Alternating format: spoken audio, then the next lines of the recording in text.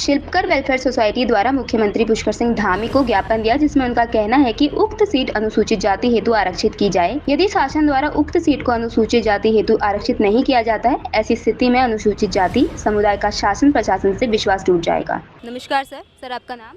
Ji R Tamta, doctor Ambedkar mission and foundation Uttarakhand अध्यक्ष। Sir, जैसे कि आज ज्ञापन दिया गया है, तो किन मुद्दों पे दिया गया है ये ज्ञापन?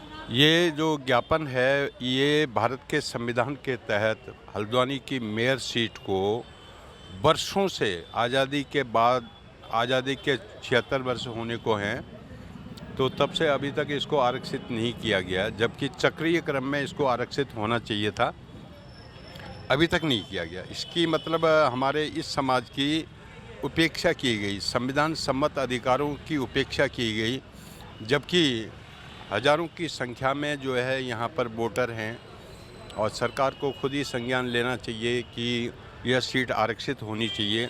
लेकिन हमको मांग करनी पड़ी है, पहले तो स्वतः ही इसको किया जाना चाहिए चक्रीय क्रम में, लेकिन उसके बावजूद मांग करने के बाद भी अगर नहीं होता है ऐसा, हम विश्वास करते हैं कि सरकार हमारी बात को सुनेगी, मतलब संविधान के तहत हमारी बात को सुनेगी। लेकिन अगर नहीं सुना, सरकार के स्तर पर हमारे समाज को न्याय नहीं मिला, तो ऐसी स्थिति में हम न्यायालय की शरण में जाने के लिए भी बाध्य होंगे और न्यायालय जो भी निर्णय देगा उसको हम स्वीकार करेंगे। और अन्यथा की स्थिति में हम कोई एजिटेशन आदि इस तरह का नहीं कर रहे हैं, हम सरकार को सिर्फ सूचित कर रहे हैं कि भाई आपको ये कार्य करना चाहिए, संविधान सम्मत अधिकार, क्योंकि 19% की आबादी उत्तराखंड में रहती है। क्या वो लोग नगण्य हैं, उनकी कोई गणना नहीं की जाएगी? तो मैं तो ये कहता हूँ कि भाई जहाँ जहाँ भी इस तरह से संवैधानिक पद होते हैं उनमें जो है सरकार को संवैधानिक पदों में जो है अनुसूचित जाति जनजाति के लोगों को मतलब नियुक्त करना चाहिए। मैं ये कहना चाहूँगा, ये बेईमानी कब तक चलेगी? हजारों साल से बेईमानी चलती आई है, अब कब तक चलेगी? अब तो जाग जाए लोग।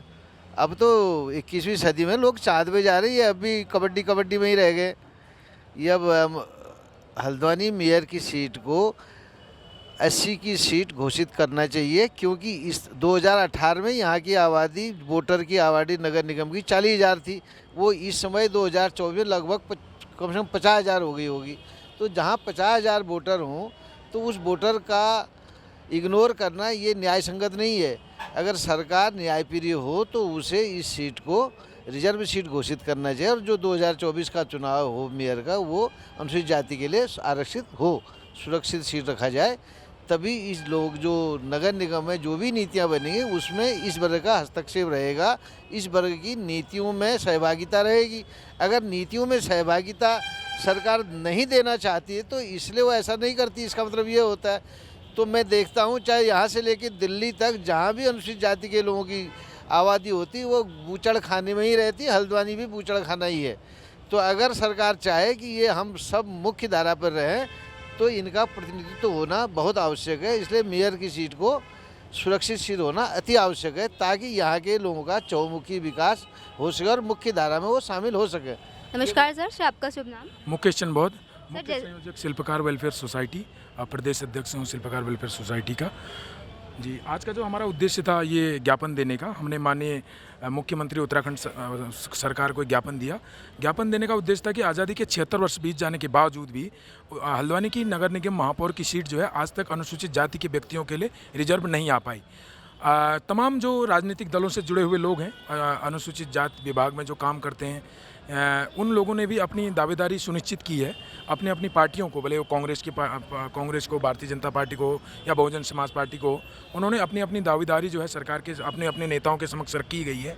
लेकिन उसके उपरांत भी उत्तराखंड की सरकार ने आज तक इस पर कोई ज़्यादा एक्शन नहीं लिया है।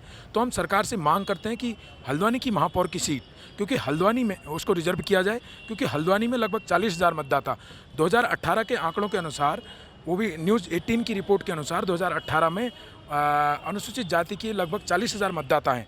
40,000 मतदाता होने के बावजूद भी यहाँ की सीट को रिजर्व नहीं किया गया, ये बड़ा दुर्भाग्य है। और समाज के लोग जाग रहे हैं, ऐसा नहीं कि समाज जो है अनुसूचित जाति के लोगों में काफ़ी रोष व्याप्त है।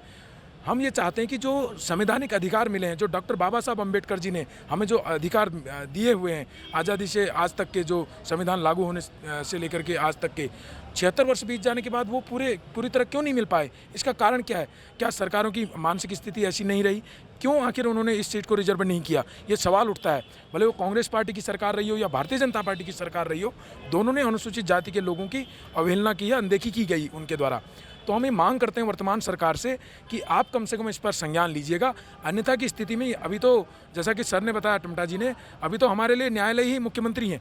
अगर मुख्यमंत्री जी हमें न्याय नहीं देते हैं तो हम माननीय न्यायालय की शरण में जाने के लिए मजबूर होंगे। धन्यवाद। नमस्कार सर। नमस्कार नमस्कार। सर आपका नाम? एडवोकेट गंगा प्रसाद। सर इस पूरे ज्ञापन में आप क्या कहना चाहेंगे? देखिए मैडम, आज जो ज्ञापन दिया है बहुत ही ज्वलनशील मुद्दा है ये।